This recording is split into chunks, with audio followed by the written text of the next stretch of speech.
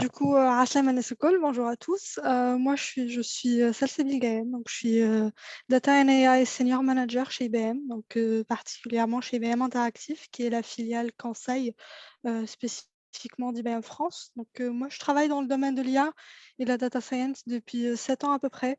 Et aujourd'hui, j'accompagne les entreprises dans leur transformation autour des sujets de l'intelligence artificielle, aussi pour les aider à adopter ces solutions à l'échelle et à tirer le maximum de la valeur. Donc dans la keynote d'aujourd'hui, j'ai choisi de parler d'un sujet qui est le retour sur investissement et la profitabilité derrière tous les investissements qui sont en train d'être faits sur l'intelligence artificielle. Alors, juste un instant, je change de slide. Donc pour faire un petit retour d'expérience d'une histoire typique de l'IA, de ce qu'on voit un peu aussi chez nos clients et qu'on accompagne. Alors l'IA n'est pas un sujet nouveau dans le monde globalement, ça fait plusieurs Salsabil, vous années. pouvez activer votre caméra?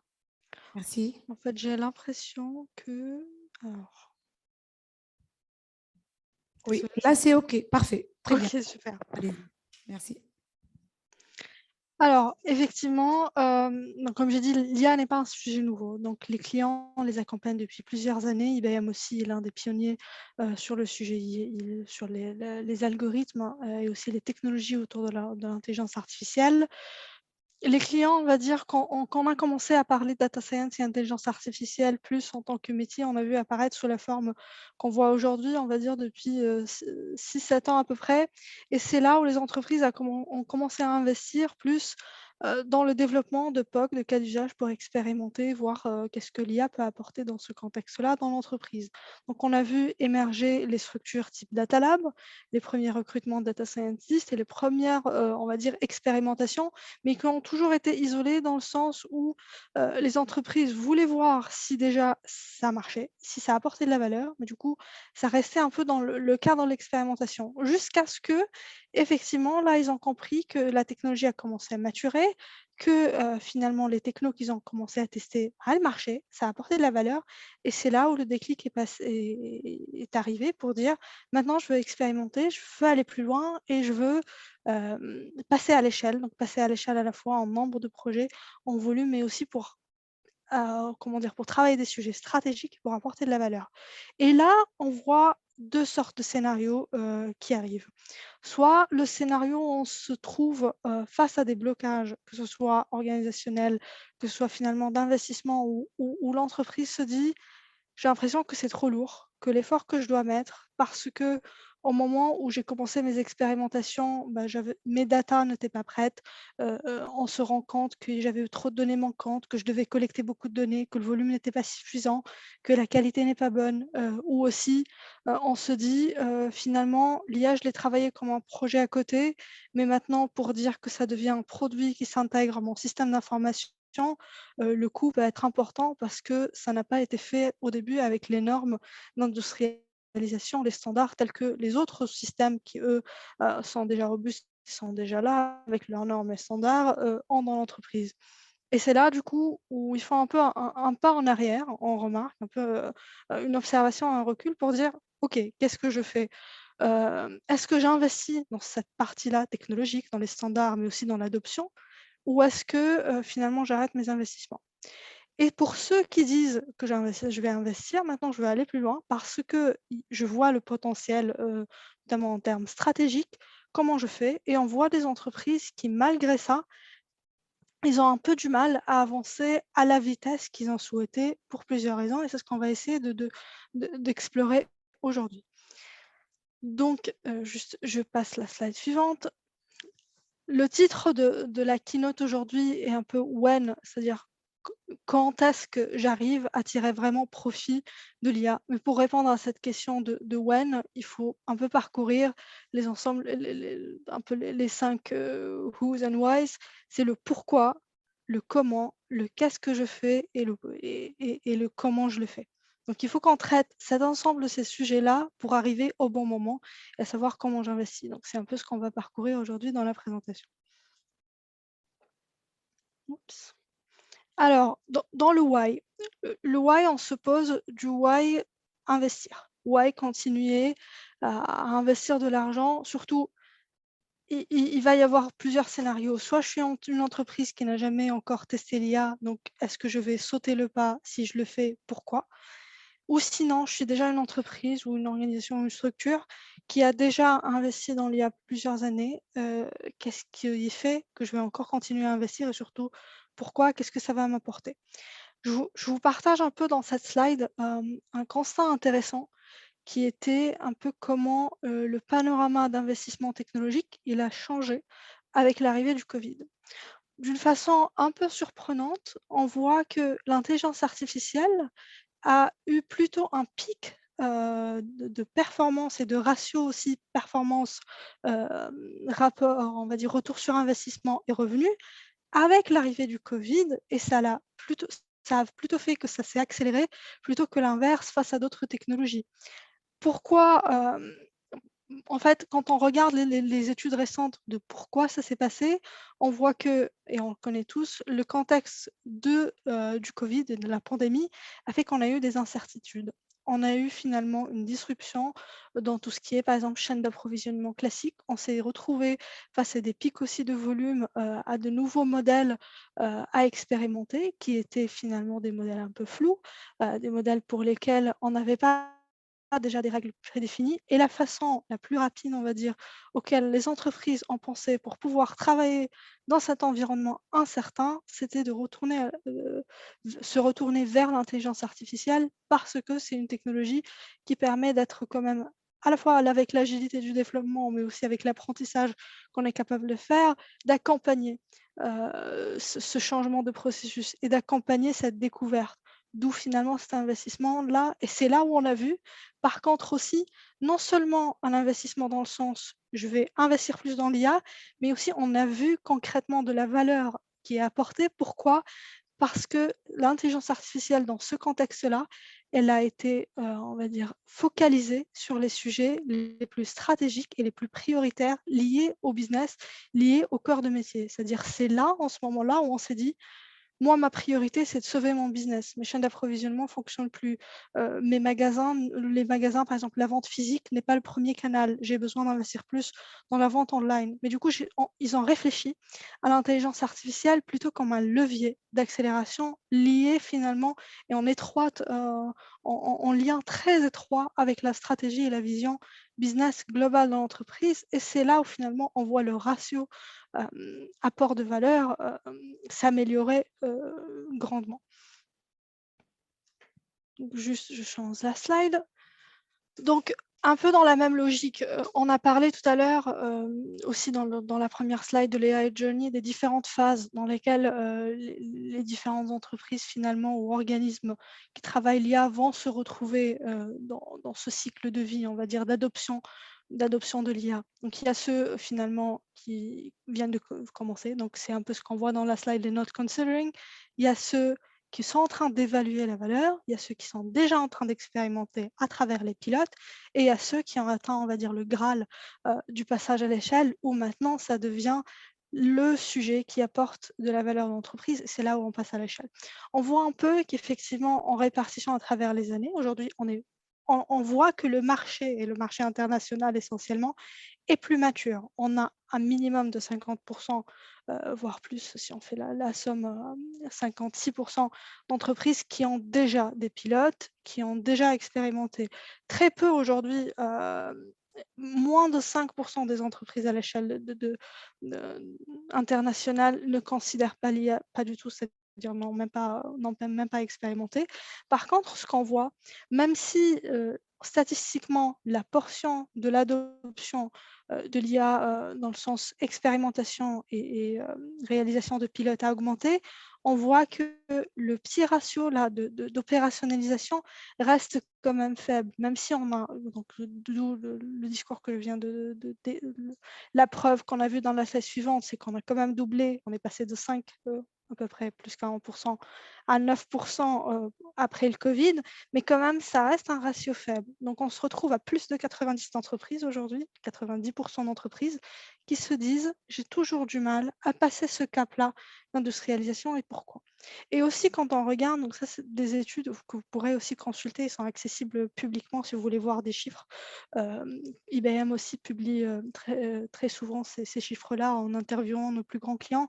Vous allez trouver que, quand nous, on accompagne le client qui vient nous dire, «Super, j'ai trop investi, mais je ne vois pas toujours la valeur», on regarde, on observe que finalement, les cas d'usage dans lesquels, l'IA a été explorée et aussi on va dire l'exploitation et la valorisation de la data qui a été faite dans l'entreprise, elle reste quand même sur une portion très faible et que la plus grosse valeur n'a majoritairement pas été encore explorée pour plusieurs raisons, on va le détailler plus tard. Donc là, on a parlé un peu de pourquoi, parce qu'on voit qu'effectivement, il y en a des entreprises qui y arrivent et qui y arrivent très bien, d'autres veulent y arriver, mais il faut voir pourquoi. C'est important quand on traite ce sujet, de valorisation et de profitabilité de l'IA aussi, d'oser se comparer. D'oser se comparer un peu, aux compétiteurs, au secteur, au marché globalement, aux métiers similaires, aux business similaires, pour avoir une idée aussi pour se projeter. C'est-à-dire il n'est pas forcément, comment dire? La première étape n'est pas forcément d'aller investir à 100 dans un sujet qu'on ne maîtrise pas, mais il faut aussi regarder ce que les autres ont fait et voir, se comparer si finalement l'apport, qui a été réalisé par ces entreprises-là, il est pertinent dans mon contexte. Donc il y a le sujet, finalement, avant de démarrer un sujet et d'investir, parce qu'on veut finalement que l'investissement qu'on réalise, il nous apporte derrière quelque chose, il faut travailler un peu ce business case, étudier en amont avant de prioriser ces cas d'usage, avant de choisir ces cas d'usage et avant de se lancer dans des projets, parfois des projets très, très lourds. Il faut regarder, finalement qu'est-ce que ça va m'apporter et c'est là ce que ça va me donner un peu une jauge, a a priori même en amont de la réalisation du projet qui va déterminer un peu mes attentes. Vers quoi je peux tendre? Qu'est-ce qui est réalisable et qu'est-ce qui l'est pas? C'est comme ça que j'arriverai à peu près à identifier mes mesures et derrière, ça va être les mesures qui vont me permettre de suivre finalement, est-ce qu'aujourd'hui, finalement, ça a été rentable ou pas? Est-ce que j'ai atteint mes indicateurs? Il faut qu'on les fixe ces indicateurs-là et non pas il faut qu'on ait une démarche structurée et mesurable aussi, et j'y insiste beaucoup.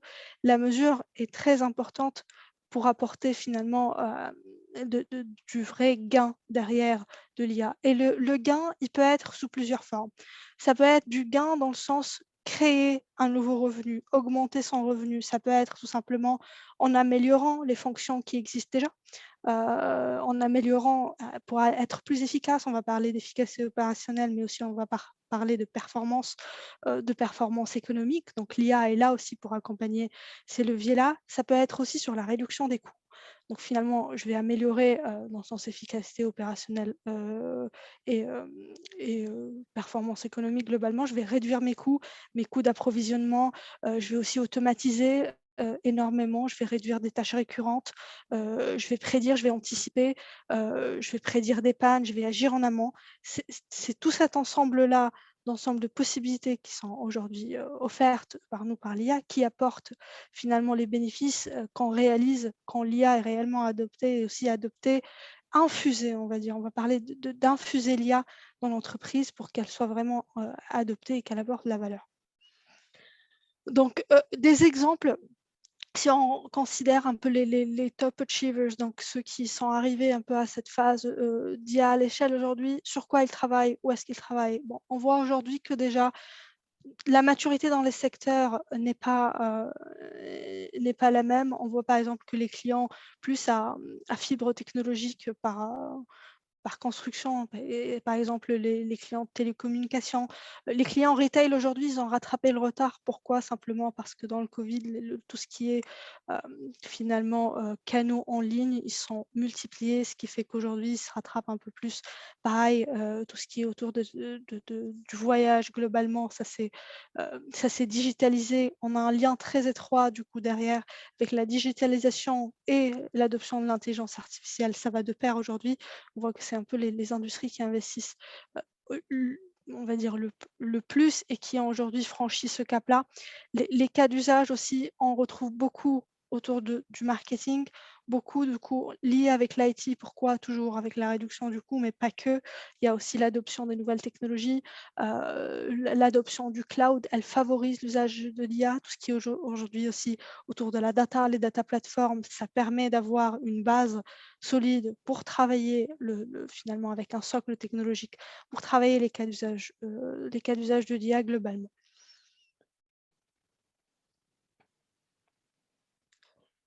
Et derrière aussi, quand alors, mes collègues et du coup les autres aussi, intervenantes, à l'événement aujourd'hui ont décrit quelques cas d'usage sur lesquels ils ont travaillé, donc c'est un peu la démarche, de ces cas d'usage-là. Je veux attirer l'attention sur quelque chose, sur le coût finalement de l'IA. On a souvent, tendance à omettre une grosse partie du coût qui n'est pas que le développement seul.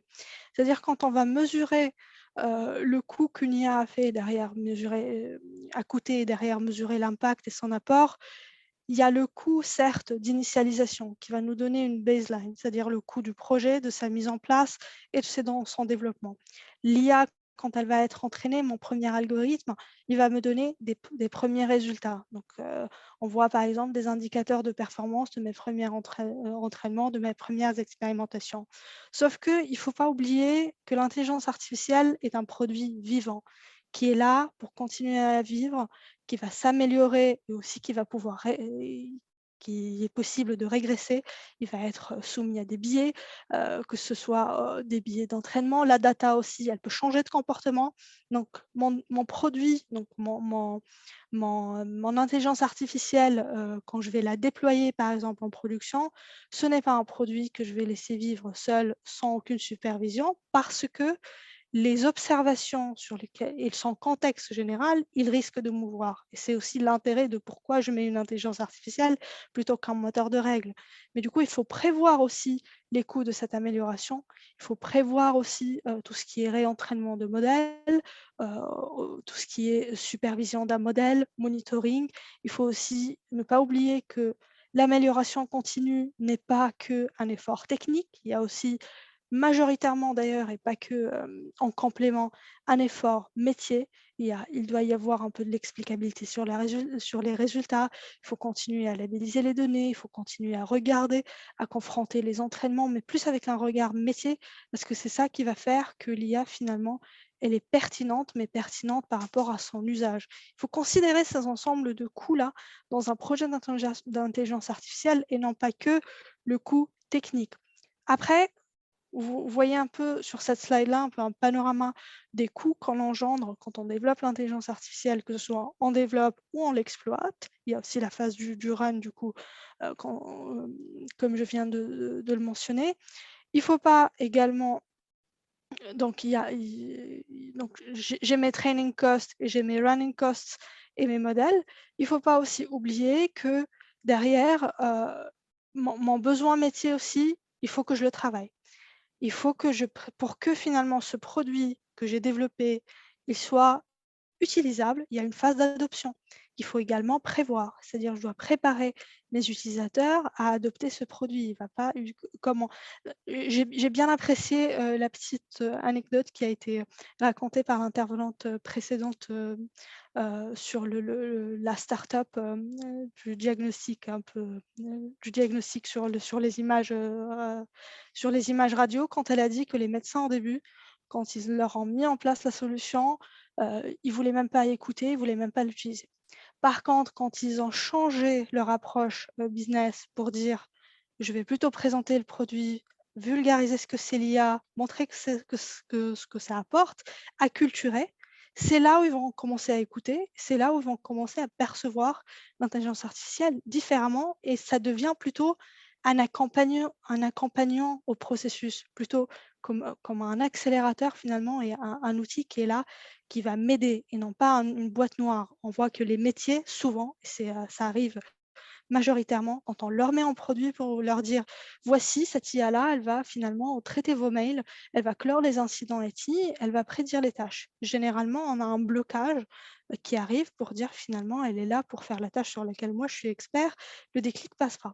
Par contre, quand le métier est impliqué à la conception de la solution, quand il est aussi acculturé et qu'il accompagne aussi ce développement, non seulement il adopte mieux la solution, mais en plus la solution elle est plus pertinente par rapport à son usage parce qu'elle a été designée par construction avec déjà son expertise et avec l'intention d'usage qu'il a développée. Tout ça pour dire qu'il ne faut pas oublier l'importance de ces phases-là de cadrage, d'acculturation et de préparation de l'adoption et au change management quand on démarre un projet IA et aussi, il ne faut pas oublier que derrière, c'est aussi de la disponibilité de personnes, c'est aussi des coûts et des charges et ça fait partie finalement de ce que je considère finalement dans les coûts drivers de l'IA et que derrière, ça va me permettre de mesurer si finalement les gains que j'ai, ils sont suffisants ou pas et il faut pourquoi je parle de tout ça? Parce que c'est important dans un investissement quel que soit, que j'ai des métriques pour dire: «Est-ce que je continue? Est-ce que j'arrête? Est-ce que ça vaut le coup? Est-ce que ça vaut pas?» pour que ça soit vraiment quelque chose de bien limité dans le temps et que j'arrive derrière à continuer mon investissement, mes projets. Donc finalement, dans tout ce que je viens de décrire, si on a des key takeaways à prendre par rapport à chacun, à finalement, chaque boîte et chaque thématique, le why. Le why, on a dit, c'est pourquoi continuer à investir. Pour savoir pourquoi continuer à investir, c'est important de quantifier. Donc c'est un peu comme je vous ai montré, regardez les autres compétiteurs, faites vos études, regardez aussi, par rapport à vous et vos besoins et ce que ça va apporter.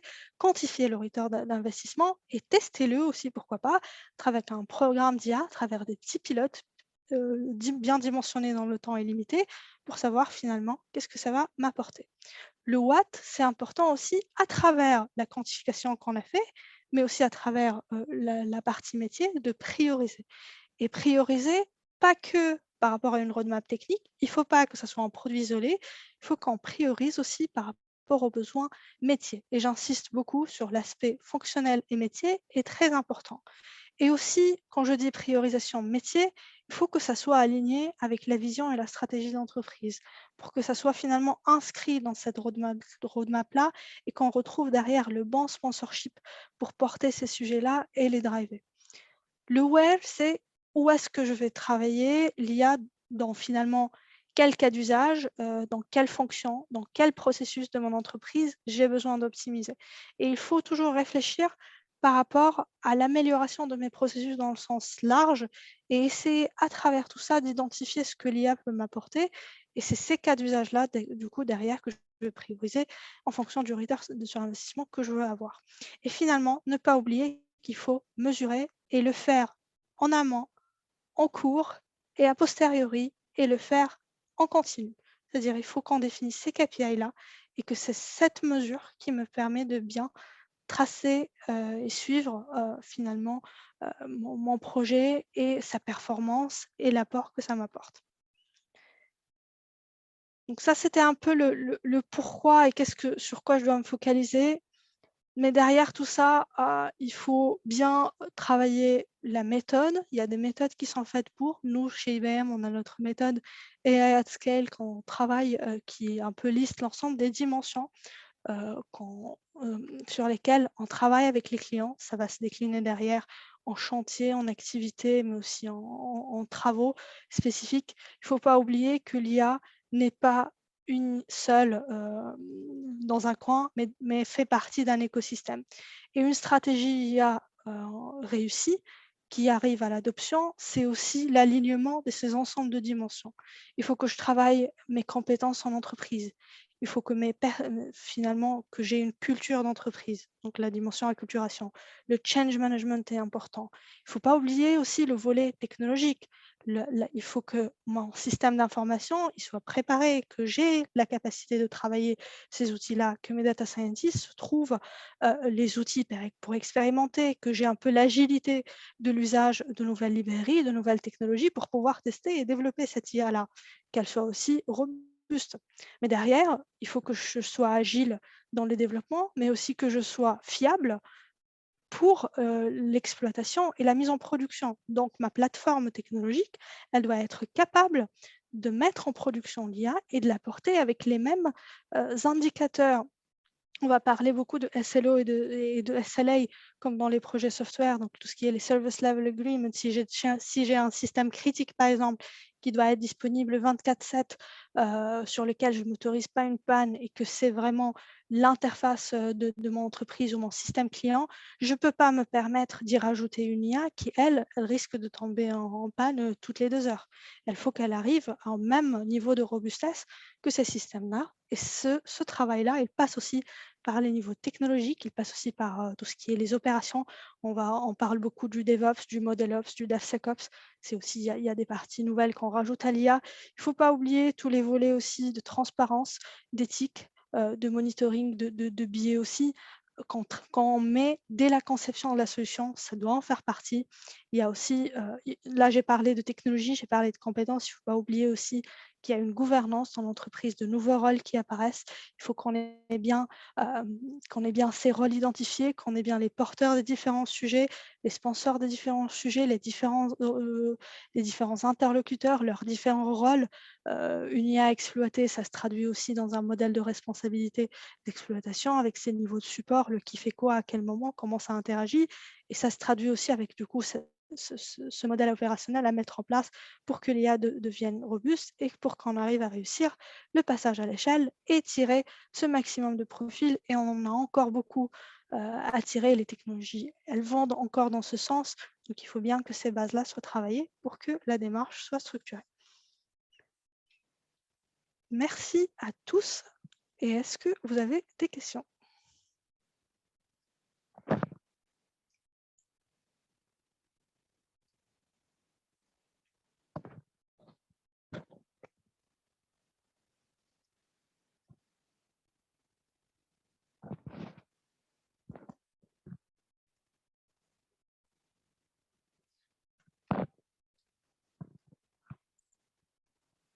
Alors, il me semble pas, j'entends pas le son, je sais pas si c'est moi.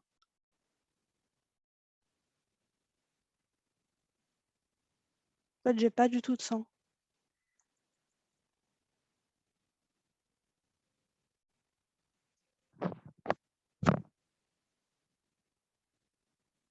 Apparemment, je suis pas la seule. Dans le chat aussi, ils n'ont pas de son. Ah là, c'est bon. Oui.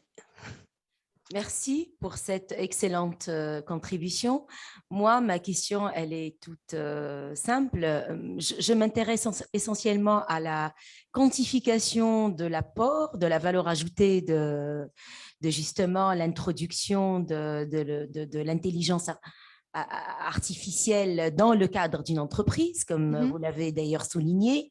L'investissement, il est conséquent et donc nous avons besoin de quantifier en termes de rentabilité l'apport justement de cet outil. Surtout que, vous l'avez d'ailleurs dit, il ne s'agit pas simplement du bénéfice qui est attribué à cet outil, mais aussi et conséquemment à la conjonction de plusieurs paramètres comme en l'occurrence l'accompagnement du changement et aussi la gestion, le management du changement.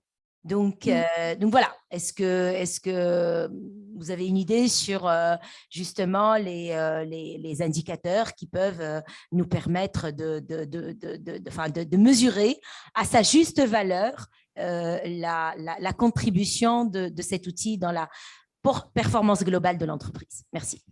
Alors, merci pour la question déjà, elle est très pertinente. J'ai envie de dire que la quantification de la valeur va dépendre du cas d'usage. c'est pour ça que j'insiste sur la phase de cadrage. Quand on va commencer un cas d'usage, que ce soit alors, le cadrage aussi, il va être spécifique à la fois aux besoins métiers et au contexte, mais aussi à la nature d'algorithme qu'on va tester et mettre en place. C'est-à-dire, les indicateurs ne vont pas être les mêmes.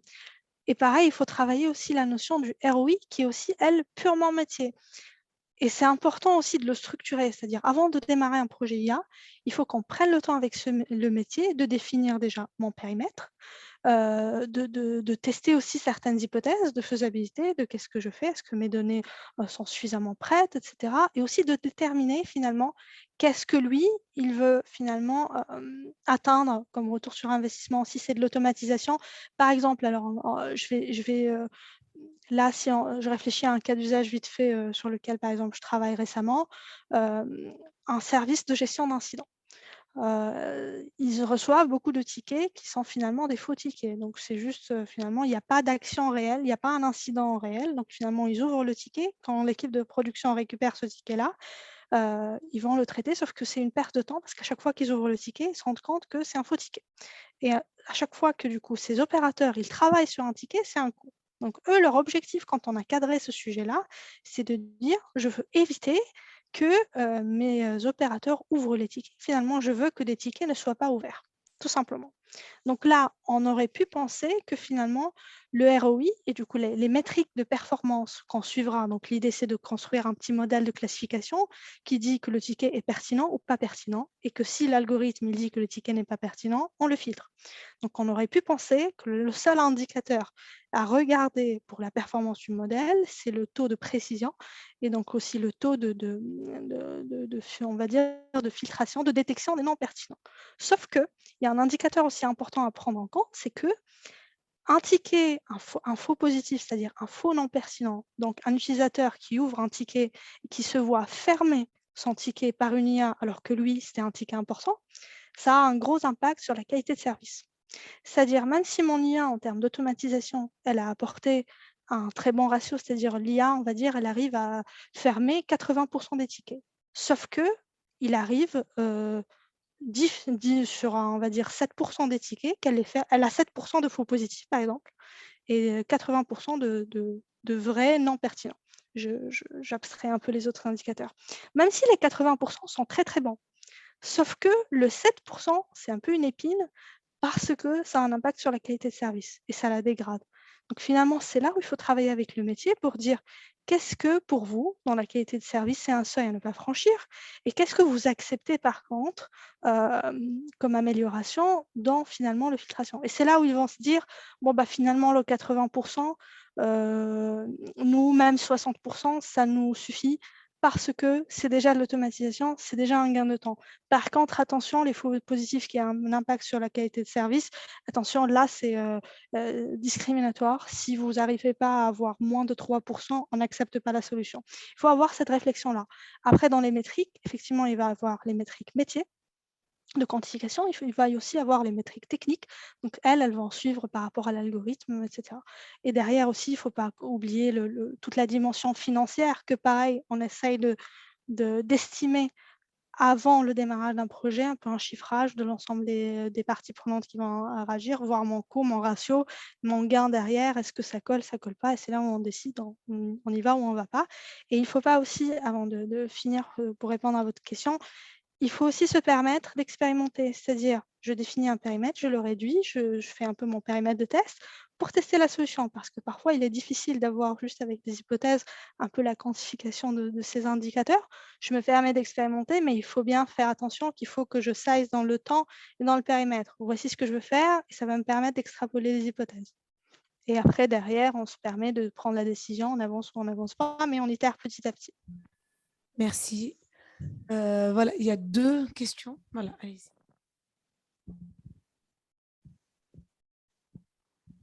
Bonjour, Fatma Bonjour. Tani, je suis journaliste. Je voudrais savoir si vous avez une idée du coût moyen de l'adoption de l'intelligence artificielle dans un projet en entreprise.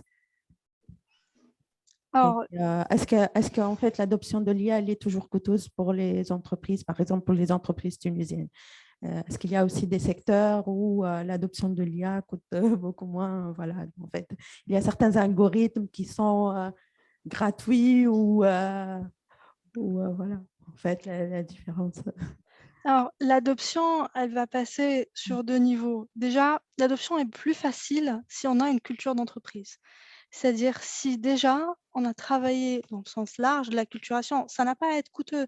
Ça peut être simplement un peu des événements comme on fait, des webinaires, des petites sensibilisations. J'ai vu des clients tout simplement faire des petits jeux ludiques, des petits quiz comme ça qu'il envoie et les gens s'y intéressent, même parfois, je sais pas moi, des petits jeux cachés dans l'entreprise, envoyer, ça peut être un peu des livres blancs qu'ils publient et comme ça, quand ils voient un peu les employés de l'entreprise voient un peu des publications en sens communication, j'insiste beaucoup sur la communication, ils commencent déjà à s'y intéresser parce qu'ils se posent des questions. C'est pas comme si un sujet nouveau qui arrive et sur lequel ils n'ont jamais entendu parler, qui arrive et qui comment dire, se traduit directement dans une solution qu'ils vont utiliser et là, oups, c'est pas possible. Donc il y a la notion culture, la notion communication.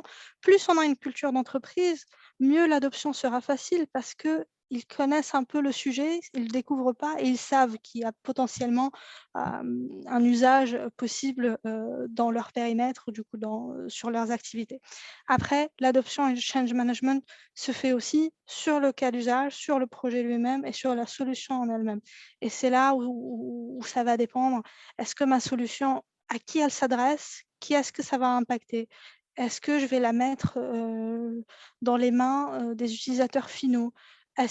Quand je dis utilisateurs finaux, ça peut être aussi des utilisateurs internes, c'est-à-dire est-ce que c'est une solution qui va finalement permettre, je sais pas moi, d'accompagner mes employés, mais dans l'entreprise, c'est une solution à usage interne?